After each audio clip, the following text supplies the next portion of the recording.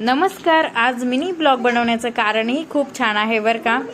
तर जेव्हा मी व्हिडिओ चालू केले खूप लोकांनी निंदा केली, टीका केली की लाईव्ह होती आपली लाईव्ह, तर मी आताही घेते. तर लोकांसोबत टावळक्या मारत बसते, असं तसं खूप खूप खूप याव तेव्हा बऱ्याचशा टीका झाल्या माझ्यावर, पण मी त्या टीका काही लक्ष दिलं नाही. मी माझं काम चालू ठेवलं. तर त्या कामाची पोच पावती आज मला मिळालेली आहे. थांबा, टेन्शन घेऊ नका. तुम्हाला वाटतं पेमेंट झालं काय? पेमेंट वगैरे नाही झालंय.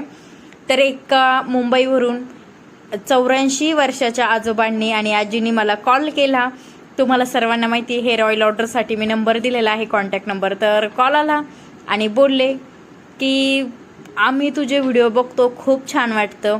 आमचे मुलं मुली बाहेर आहे जॉबसाठी, तर आम्ही दोघंच नवरा बायको आहे आणि तुझे व्हिडिओ बघतो, हसतो. तर याच्यासारखी दुसरी गोष्ट कोणती असेल की आपल्यामुळं जर कोणाला तरी हसू असेल त्याच्या आयुष्यामध्ये, त्याच्या चेहऱ्यावरती हसू असेल, तर याच्यासारखी दुसरी कोणतीच गोष्ट नाही असं मला वाटतं.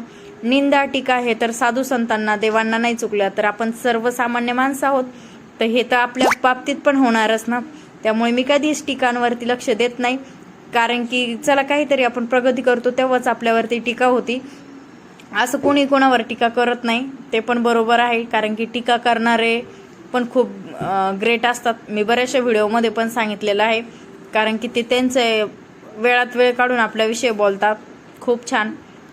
नेहमी त्यांनी असंच बोलत राहावं, कारण की आपण जर टीका केलं तरच आपण आयुष्यामध्ये पुढे जातो. हे एक माझं वैयक्तिक म्हणणं आहे बरं का. तर त्या आजी